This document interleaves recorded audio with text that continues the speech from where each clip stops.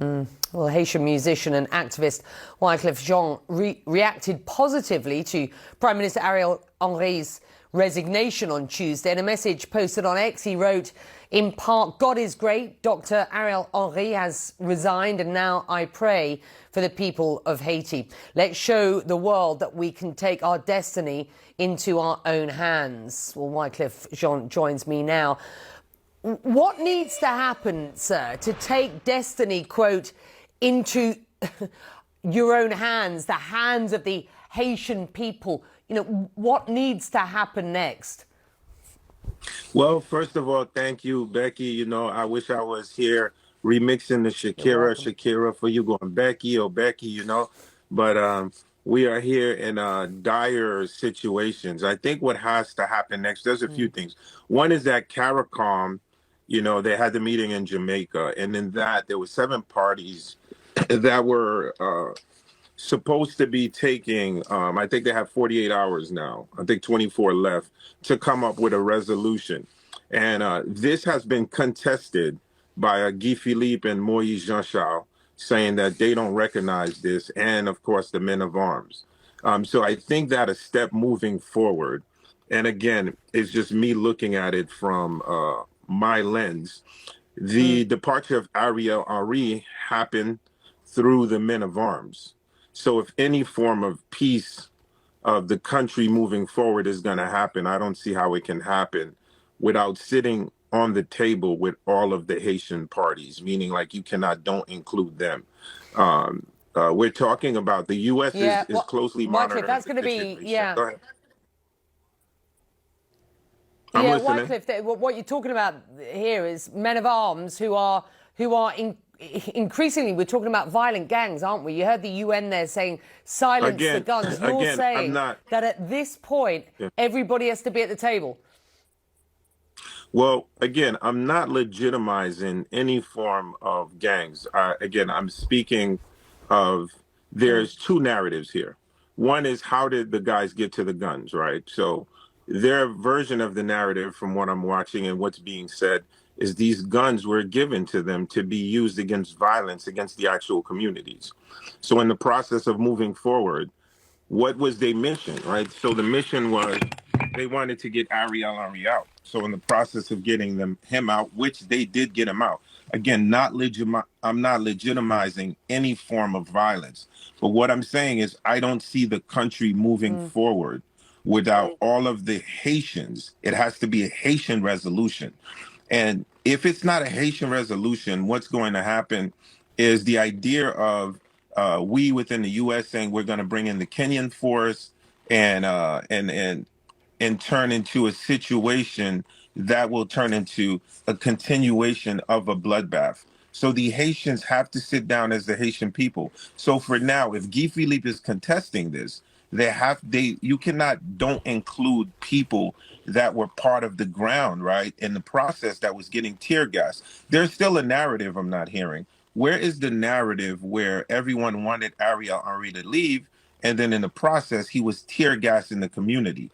And in that process rose these guys to say that they're not going to let him come back in the country. So again, I think it's multiple narratives. Again, I'm not legitimizing violence in any way. I think to get to a Haitian solution, the Haitians have to come up with the solution as a whole. I mean, you just look at the images that are coming out of Haiti. You speak to people on the ground, and you'll be doing that yourself. I know that you were born in a suburb of Port-au-Prince. You were raised by relatives there.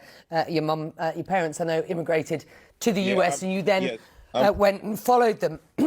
What are you hearing about life there at present? I mean, you know, how bad have things become, Wycliffe? Well, the people want to get back to normality, right? And what they want is the people on the ground, the Haitian people right now are asking for a solution. They want to be included. The word is the Haitians want to take the destiny in their own hands. life on the ground. You know, I was born in Haiti. I didn't leave Haiti till I was about 7 years old. And I come from extreme poverty and understanding that. And what we're seeing today is not nothing that we have seen. But I want you to understand there's two sides to the country, right? There's the narrative of what we're seeing happening now. And of course, in the possibility of where we want to go in the future as being one of the leads of exports, which can happen with the natural resources of this country. So, in order to get to that, the problem that we're facing today, as we speak right now, is that the solution for this to happen, the seven parties that have to make this decision, the ground is contesting this at the moment. And I do again think that moving forward with the Haitian solution, again, it's probably not the most popular thing that I'm going to say, but I have to be honest because I'm the same person that said, if he don't leave February 7th, there's going to be enormous blood. I see bloodshed and I see bloodshed. So in moving forward, I think if it's going to be a Haitian solution, I think the Haitians have to be on the table. You've previously expressed interest in running for office in Haiti. Would you try that again at this point? Well, I love my rock star life. When I ran, I felt like the absence of government, right? So I can be for my country, Haiti, as I can be my own Elon Musk, right? I can work with Elon. I could work with a Jay-Z. I can work. I'm more on the side of I'm in as an entrepreneur. Why can I invest in all different ventures except in my country, right? So I would like to see the laws change in my country, anti-corruption, give us tax incentives. You know what I mean? I would like to see a duty-free zone. These are my interests in the country. So I'm searching for good governance and good government. As someone who lives in the diaspora sends back home over like $4.5 billion. So can you imagine we're sending all of that money and we don't have a say in the vote? So moving forward, even feel like there's parts of the Haitian constitution that has to be amended, you know? But I think that it starts now. And in starting now, if the Haitians have to figure out a solutions as Haitians.